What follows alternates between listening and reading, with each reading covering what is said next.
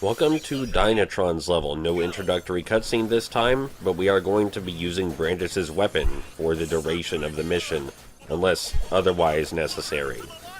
So, Brandish's weapon is generally considered the best one, and I can't disagree with that, because the game is close combat focused, and Brandish's weapon is entirely close combat. In addition to not using any energy, it is the easiest to get a high score with.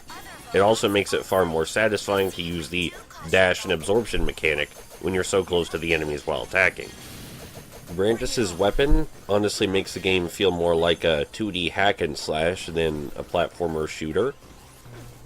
I do not consider this personally to be a negative thing, as I'm a big fan of hack and slashes, and I really like the way Mighty No. 9's gameplay feels.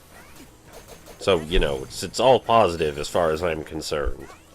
I have heard people complain a lot about this game being ugly or its visual design, but I really like the way this level looks. I like the power conduits flowing through everything. I like the way they become more pronounced when the power goes out.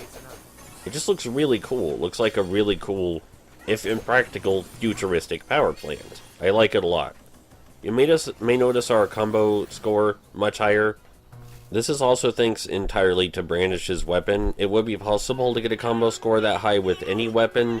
Brandish's weapon just makes it so much easier. You have to be much less afraid of dying when getting close to enemies using Brandish's weapon. Now, if you play the game well enough, that's no excuse. Brandish's weapon just most certainly makes it a lot easier. It is worth pointing out that this game is very largely combat-focused, so I don't think this is much of a stray from Mega Man.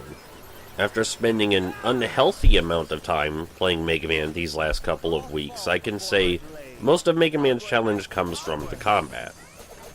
And I do think that Mighty No. 9's combat is more satisfying. There are arguments to be made that Mega Man's combat is satisfying in an entirely different fashion, as the combat in Mega Man is generally more difficult than the combat in Mighty No. 9. The enemy designs, their behaviors, and placement in Mighty No. 9 is, simply put, just a lot easier than in Mega Man. To the point I'm a little confused why so many people consider Mighty No. 9 to be more difficult, when it seems to have been made explicitly to be far easier than Mega Man. In Mega Man, when you see a new enemy type, they may come at you from an odd angle, or they may do something entirely unexpected, and you will have to spend time getting used to that. In Mighty No. 9, not only do you have so much health that you can tank a lot of hits just for the sake of getting more score, but the enemy types are very easy to understand almost immediately. Mighty No. 9 even encourages you to be more reckless and aggressive because you get health tanks the more you destroy things and the faster you absorb them. Mighty No. 9 is not the easiest action game I've played by any means, but I do consider it an easy game. And I would understand if a common complaint about Mighty No. 9 is that it was too easy compared to Mega Man. I would get that. The enemy patterns and placement and behaviors could be more difficult, to feel more like Mega Man. This section right here, where you have to use the crouch dash, the hit detection for the buzzsaws is very precise. I don't really like that, but after you figure it out, you can make it through there very easily. Anyway, yeah, I would understand if people said the game was too easy, and to be more like Mega Man, maybe the enemy placement should have been more difficult, or they should have switched up the enemy design, so that way the enemies took more getting used to. I would get that, but most people seem to say it's too hard, which utterly baffles me. And this sentiment isn't just valid because I'm using Brandish's sword. Like, I'm being more reckless because I have Brandish's sword, as Brandish's sword can erase projectiles and makes it way easier to be aggressive. But even if I were using the regular Buster or another weapon, it would still be pretty easy. I would just be getting hit less because I'd be being slightly more careful. Anyway, yeah, the level's pretty much over. I thought it was fun. I like the combat, it's fast. I like the sword, it's fast. This level is fast. I like this level because it's fast and I like hitting things. There you go. That's this level. Time for the boss. Yes! Yes! The power! So much delicious power! Oh! It's intoxicating! I feel dizzy! Whee!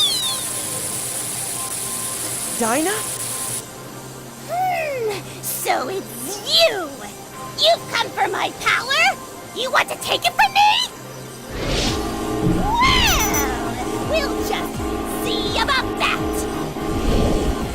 Okay, so Dynatron as a boss. She shoots projectiles that latch onto you and will zap you after a certain period of time if they're still attached to you. That being said, she will still zap the projectiles and charge them with electricity no matter where they are, so erasing them with Brandish's sword, even if they're on the ground, is ideal, because then you don't have to worry about running into an electrical beam. Anyway, as far as actually hitting Dyna, it's about staying out of range and spamming the attack.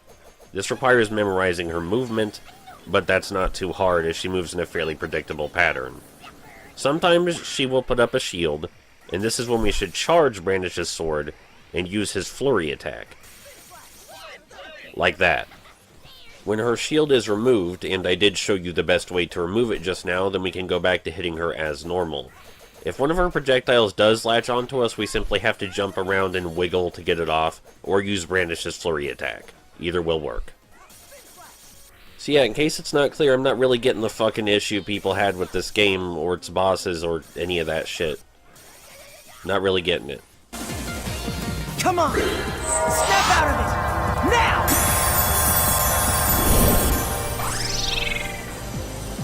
Beck, you saved me! Mission